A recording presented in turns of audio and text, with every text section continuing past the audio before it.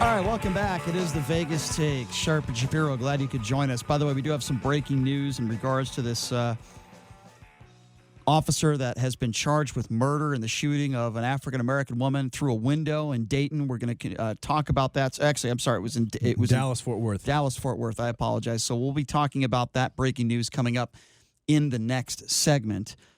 Lee Goldberg from the GCI guys will be joining us in studio as well. But I want to start talking a little bit about Monday Night Football last night because, well, my producer and I, we bet the Packers money line. The Packers were favored by minus 3.5 points. So we got very lucky. If you don't know what happened, Aaron Rodgers marched the ball downfield. There were a couple controversial calls that allowed the Packers to run out the clock and just kick a chip shot field goal to win the game by 1. At that time, they were down 2. But there were a lot of controversial calls in this game that benefited the Packers, particularly a couple flags by the same player, hands to the face, illegal hands to the face, when there were no hands to the face, JD, right? I mean, it was basically hands to the shoulder. I mean, I didn't really understand. No, one of them, there was hands to the face, and one there was hands to nowhere near the face. Can't you make that call almost every play? I mean, that happens every play. Here's the problem. Trey, and this is really bad for the NFL, but Trey Flowers is a 6'2", 265-pound D-end. He's not a big guy. The average tackle is 6'7". He's got long arms. He was a New England Patriot last year. He had a huge year, and his year put him in the position to be the biggest free agent signing of the offseason, and the Lions decided to pick him up. He's used this move probably 150 times. It's one of the reasons why he was successful. But now that he's a Lion, he's called for it twice. That's the issue. There's a giant bias there. Because, he's an undersized guy. That's his move. Dwight Freeney did the same thing. But let me ask you a question. Do you think that this is a situation where the fix was in and they wanted to make – because if that was the case, why would the game be so close? I don't know about the fix being in. The fix being – it's more of an entertainment value thing. It does help the NFL. And one thing you have to look at, and this is not – and you can call this a conspiracy perspective, but like a Pat Mahomes and Aaron Rodgers, when I mention these two quarterbacks, what do you think? What do you mean? What do I think? These are all-star. These are premium quarterbacks. These are great players. But you don't just see these guys in games. You see these guys in commercials. You see these guys in endorsements. Well, of course, they're marketed. Exactly, yeah. They're marketed huge, and so you want to see more of them. So they give you a dose of Mahomes 5 or 6 times a week before you see him on Sunday. Okay. You want him to do well. Who gets more ratings, Aaron Rodgers or Matt Stafford? It's not even close. Yeah. It's Aaron Rodgers. Of course, it comes down to money. Like everything else, it's a very simple common denominator here. In the playoffs, what's better for the NFL? In the playoffs, are you going to watch a Lions game or a Packers game? Well, you're going to watch a Packers game because the Lions have been to one playoff game in 50 years. They don't have a huge fan base. They have a bunch of guys like Chris Wynn and Brian Feldman who just keep getting kicked in the nuts every single year, and they're expected to be happy about it. There's a massive Packers following. There's a massive Packers fan base across the United States and internationally, and the NFL makes money on them because they watch the games, they buy the jerseys. So you have to think about that when something like this takes place, because the Lions should have won that game. There was also a play. I want our producer in here because he watched the game as I was. And let's be honest, Stein, get in the studio. I had the Lions. I didn't lose money last night. I made my biggest bet of the year on the Lions +4. I bought half a point. But they should have won the game by 10 or 14 points. Yeah. There was even a play where the Lions were called for 12 men on the field. And then about half a quarter later, the Packers actually had 13 men on the field. Yeah. And they didn't even call a flag. So our producer, Jason Stein, as we have to call him Steiner or Steiny instead of Baba Booey. We haven't settled on a name. I call him All-Star. So he made his second bet. In here. He made his does it really? That's Brian. No, it's not. Do I smell? It's absolutely Brian. Do I really smell? Terrible. I've used the restroom several times this morning. Sorry. You think that has something to do with it? I don't know. Let's focus here. Sorry about that. Anyway, so you made your second bet in the history of coming to Las Vegas. You just moved here several weeks ago to produce this show. So your heart was pounding. There was a point in the game yesterday where the Packers could have been down 17-0. And I said, oh, my God, the fix is in. I think they want Detroit to win. And then as the game progressed, the Packers got every single call imaginable. I mean, there was a play, I think it was like 3rd and 8, and they called illegal hands to the face, and it kept a drive going. That led to a touchdown.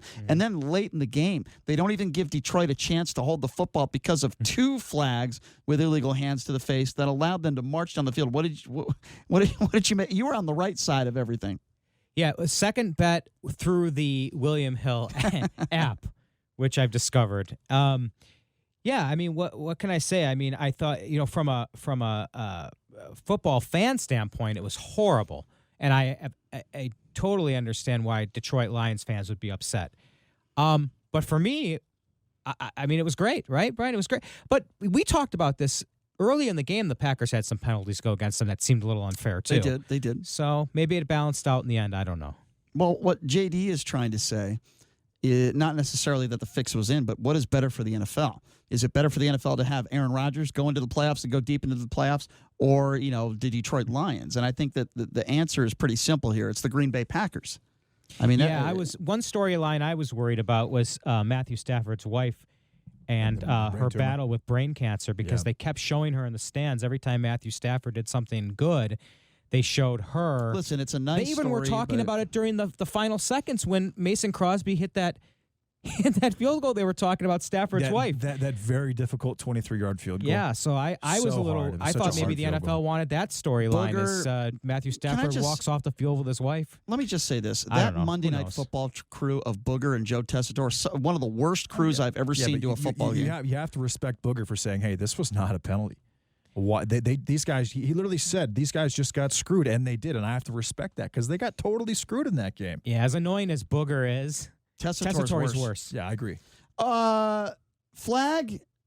No flags. I mean, that's the way the guy broadcast. And there's a flag.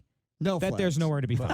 I'll tell you what's not good for the NFL is when your own players currently playing, like Clay Matthews, are tweeting about how messed up the reffing is, how it's the worst refereeing they've seen in 15 years.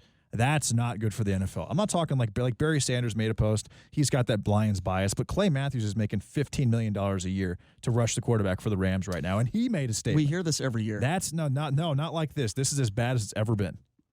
Would you agree? I don't know if I agree with that. I think it's bad every year. What about when we had the replacement refs 5 years ago? That was whenever really that bad. was. That was really bad. Remember? Those are replacement refs. Wow. That was really bad.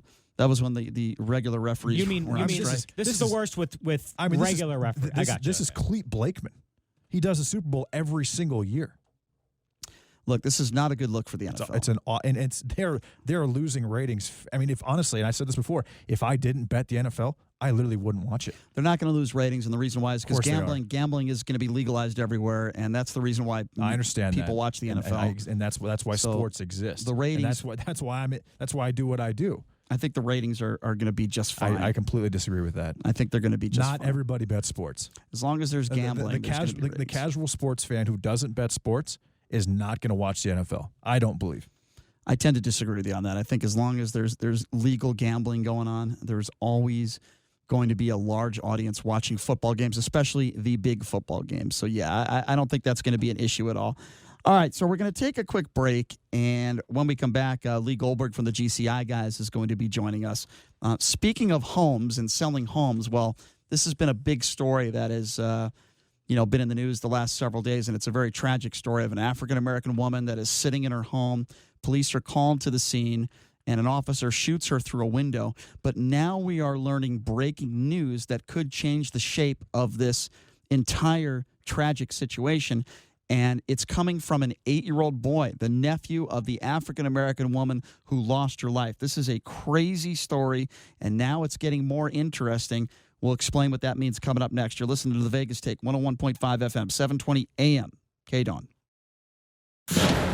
Felicity Huffman has reported to prison, ready to serve 2 weeks for taking part in that massive college entrance cheating scam. The Oscar-winning actress admitted to paying someone to boost her daughter's admission exam scores. The aid group Doctors Without Borders says it's leaving northeast Syria following the pullout of U.S. troops and the offensive by Turkish forces. Correspondent Arwa Damon is along Turkey's border with Syria, and she says Russian troops are also on the move. Russia is the one who right now is stepping into the middle of that possible confrontation. Right now, this is Russia's game. Russia is the playmaker, and Russia is also the kingmaker. A Russian envoy says Moscow is opposed to Turkey moving into the area permanently. In Fort Worth, Texas, the interim police chief says there's no excuse for what happened over the weekend when an officer responding to a neighbor's concerns fired through a window and killed a woman. That officer's charged with murder. I'm Jan Johnson. It's time to check the roads in the KDON Traffic Center. This report sponsored by the Nevada Beef Council. Watch for police activity reported on the 215 Beltway eastbound east of the I-15. This is for motorist assist, maybe a stalled vehicle. And on the surface streets, a crash reported Russell at Paradise, now in the clearing stage. Another accident still active, Lamb Boulevard at Sahara, and an accident on Tropicana at Rainbow Boulevard. Download the Ibotta mobile app for the cashback rebates on beef tri-tip at participating Nevada retailers. Beef up your tailgate with crowd-pleasing tri-tip on the grill and a great offer from the Nevada Beef Council. John Michaels from the KDON Traffic Center. Hi, everybody. Ray Lucia here. You know, when it comes to your long-term financial security, there are a lot of problems that need to be addressed, but none of them are more serious than how to pay for long-term health care. 2 out of every 3 of us will need long-term care someday, and it could cost upwards of $80,000 to $100,000 a year or more. Unless you spend down virtually all of your assets, the government's not going to pay much, if anything at all. That's why for decades I've relied on Lynn Rowe, Certified Financial Planner. Here's Lynn. Thanks, Ray. I've seen firsthand the financial and emotional devastation of long-term illness like Alzheimer's, dementia, or even the need for simple companionship can place on a family. The good news is there are a lot of options that can be customized to fit everyone. I have a special guide along with an analysis I'll give to everyone at no cost. Folks, this may be one of the most important calls you'll ever make. Call 877-270-3127. That's 877-270-3127 or online at iwantmyltc.net. You're in charge of hiring, and Indeed has solutions, like online skills tests, which let a candidate show that they're the right hire. And we give you this toy monkey, which will bang its cymbals when the right resume appears. Okay, there is no monkey. I said there is no monkey. But skills tests, that's a for sure. See why independent research by Silk Road shows Indeed delivers 3 times more hires than any other job site. Visit Indeed.com/promo today and get a free sponsored job upgrade on your first posting. Terms, conditions, and exclusions apply. This is what parents are saying about Infinity, the Math Institute. She didn't like school. She really did not like to go to math class. She would be very upset. She wouldn't do her homework. With Infinity Math, she actually listened and wanted to succeed in math. My kids were already good in math, but now they're excellent. My husband and me, we are so happy because we see how she is interested in math and that she is always excited to go. We are so glad we made this choice to send her to Infinity. I like Infinity because it has broadened my children's view on math because Mr. Brookhagen is an awesome teacher. Math is everywhere. There's no reason why our kids should hate it. Infinity changed that for my kids, and imagine what they can do for you. Call Infinity, the Math Institute at 702-768-1777. That's 768-1777. Infinity, the Math Institute. Don't get more math problems. Get solutions. Each weekday morning beginning at 5, join award-winning news anchor John Schaefer for the KDON Morning News. Every 30 minutes, John will update you on the day's top local, national, and international news. Plus breaking news as it happens. The KDON Morning News, weekdays 5 a.m. to 9 a.m. Only on 101.5 FM, 720 a.m. KDON, the talk of Las Vegas. 101.5 FM, 720 AM. KDON, the talk of Las Vegas.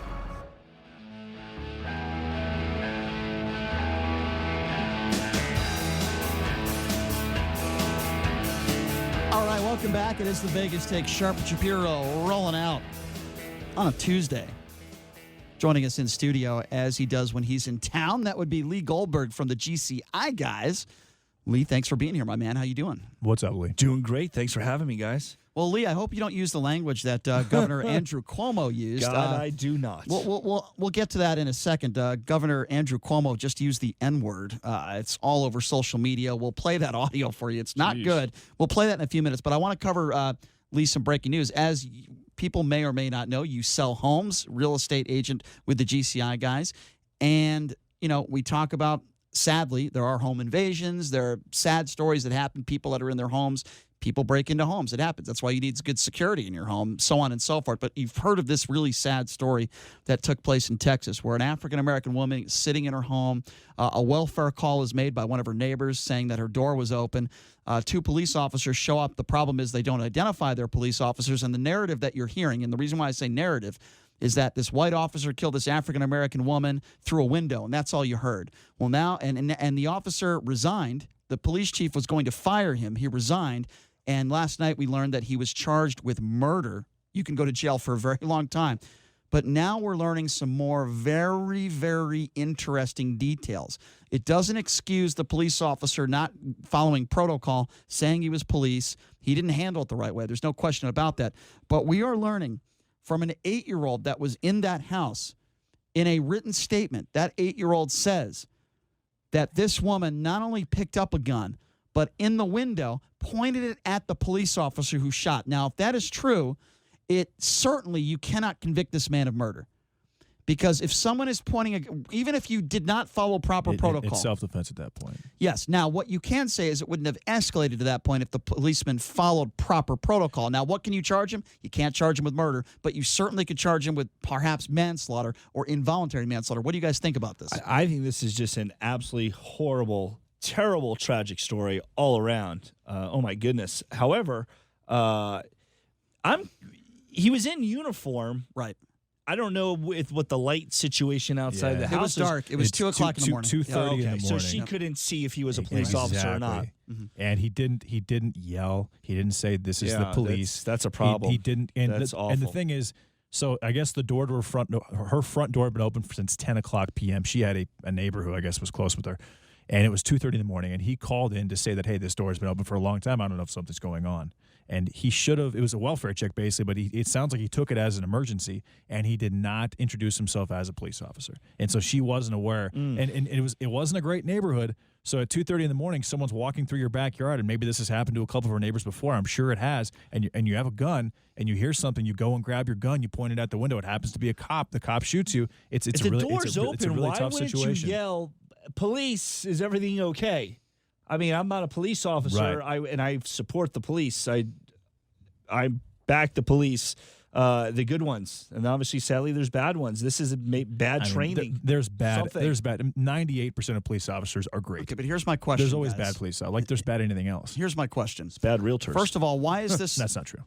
Why is this the first time that we are now hearing that this woman might have pointed a gun at the police officer, number one? Number two, why did they charge him with murder, if that is true? Because they wanted to avoid a riot. And number three, why didn't this police chief discuss this in his press conference over the past few days? That it's mind-boggling to me. Now, this is important to note. This guy's been a police officer for 18 months. He is not cooperating with the investigation and has not answered questions from investigators.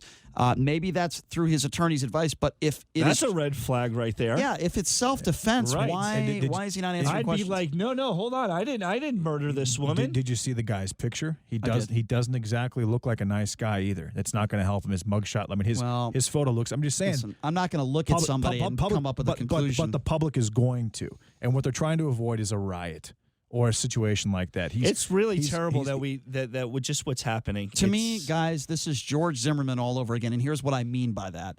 They tried to convict George Zimmerman of murder. There was no chance that he was going to be convicted of murder. You probably could have gotten him on manslaughter or involuntary manslaughter. I'm telling you right now, they're pressured from the family. They're pressured from the community. They're not going to get a murder conviction from this guy, and he's going to walk. He's going to walk. I was in Orlando during the Trayvon Martin case. There's no question that kid was murdered, in my opinion. Well, I disagree with you there. There's no question. I disagree. That he should still be alive. That should never have happened. That situation. But you that should can't never have happened. Okay, I agree. He's responsible for him not being alive. Who broke the law first in that case? I don't know if a law was broken. The law was broken. Only law that was broken was George Zimmerman pulling the trigger and No, killing that's this not kid. true. That's not. I'm going to disagree with you on that. Here's why. And I don't want to do a 20 minutes. Yeah, I know. I don't want to do a 20-minute segment on George Zimmerman. Yes, you here's do. why. Here's why I disagree with you. There was no law that says you could not follow Trayvon Martin. Now, listen, I think George Zimmerman is a scumbag. If he went to jail for 30 years, make no mistake about it, I wouldn't feel sorry for him. But here's where I disagree with you. There's no law that says you can't follow somebody, okay? He lawfully held a weapon. This was a kid. Okay, it doesn't matter, though. This was a kid. Okay, it doesn't matter. Based on the circumstantial evidence, all the evidence and DNA evidence showed that Trayvon Martin was the one that started the physical assault because he felt threatened. I don't blame him, but he's the one that started the physical assault. So who broke the law first? Clearly, Trayvon Martin broke the law first. I don't blame Zimmerman for pulling the trigger. If somebody was on top of me banging my head against the pavement, I would shoot them also. But you're the reason that they're banging your head across the pavement. But you brought it on yourself. I don't disagree, but he didn't break the law. We're talking about the law. It's not illegal to follow somebody. Now, I wish he took the 911 dispatcher's advice. But the problem with that case, and the reason why I don't think these two are similar at all. But the reason at all. I agree, but the reason why I bring up the case is from a prosecution standpoint. They tried to prosecute George Zimmerman, and they charged him with murder. Lee, I'm telling you, and I followed this case inside and out, if they tried to charge him with not murder, but perhaps manslaughter, he would have been convicted. I'm very confident he would have been convicted. And the reason why I bring that up because they're making the same mistake here. If it is true that this woman pointed a gun at the officer, I completely agree. You can't charge him with murder. Right. Could he get possibly involuntary manslaughter or manslaughter based on the fact that he didn't use proper protocol? Absolutely. I'm telling you, Lee, they're pressured, and they should not have charged him with murder if this is in fact true. I think it's a little quick for any charges, period. I mean, especially if there is more evidence that obviously keeps coming out. Is this evidence that was just presented, or is this evidence that they've been sitting on and somehow it got leaked? That's a good question. A lot of stuff here. That's a good question. That don't make sense. And it's kind of smoking gun because it's her 8-year-old nephew. Literally. Poor kid. This is according. Yeah, it's terrible. It's not the officer. It's not the other. I mean, this is the nephew. His aunt was just murdered in cold blood, and he says, "Oh yeah, well, but she had a gun. She pointed at the window. That's very valuable." This isn't just the police officer's account. This is the 8-year-old's account. How does no one say it's the police? Yeah, that's bizarre. I don't understand. That's the odd part. I totally agree. The messed up protocol doesn't add up. Because why is an 8-year-old awake and why is the lady awake standing? There must have been some commotion or noise. I think they were playing video games. That's why he was there. The report I heard one of his sisters. At 2:30 in the morning, they were still up.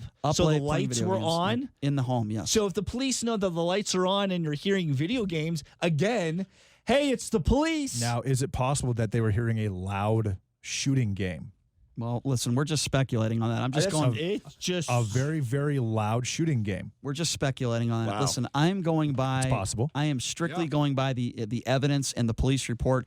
And I'm telling you, this 8-year-old is going to save this police officer's life. This 8-year-old and this report, if that is true, which I believe it to be true, they did find a gun in there. And I'm not saying this woman did anything wrong. She was probably a little bit disoriented, did not know if there were intruders there. Obviously, she didn't know they were police officers. I'm sure I would have done if I lived in an inner city neighborhood, a somewhat dangerous neighborhood, and I've had friends or people that I've known, even colleagues, who have had the same thing happen to them, and I've got my 8-year-old nephew with me. Mm-hmm.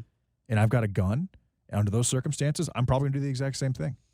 Yeah, I'm not blaming her in any way, shape, or form. This is horrible. Can't. I'm blaming the police officer not following proper protocol, Agreed. but I don't know if I'm going to blame the officer for firing the gun. Well, if he has a gun pointed at him, I don't know. Yeah. I think it's obviously there's not enough facts to make any sort of rational decision or thought on this because it seems like things are moving every single minute with new things coming out. This is a bizarre, tragic, sad situation. And this just comes literally a few weeks after this Amber Geiger trial. This Dallas police officer who goes into an apartment that she thinks is hers and kills an innocent African American man. Yeah, it's just awful. And he happens to be white, and she happens to be black. It fits the national narrative to a T. And here's the thing about that case, which that case, she is wrong as wrong is. Now, but I've been in apartment complexes like that where I've gotten lost and I thought that I was on the right floor at the right door, and I wasn't. However, I don't understand how you could still make that. As a police officer, you should be a little bit more protective and a little bit less That's why she got more 10 years. gunshot. She got 10 years. I think she I thought it was could 20. No? She got 10. I think she could have gotten more based on the way she reacted after she shot him. She was worried about her job. She texted her friend. She didn't perform proper CPR. Oh, my gosh. I think the way she behaved after the shooting is the reason why I'm surprised she didn't get more time behind bars. All right, so here's what we're going to do. We're going to take a quick break, and when we come back, I mentioned to you Governor Cuomo using the N-word. You're not going to believe this. You want to talk about bad judgment. We'll talk about it, and we have the audio to play for you when we come back. You're listening to the Vegas Take right here on the all-new 101.5 FM, 720 AM, KDAWN.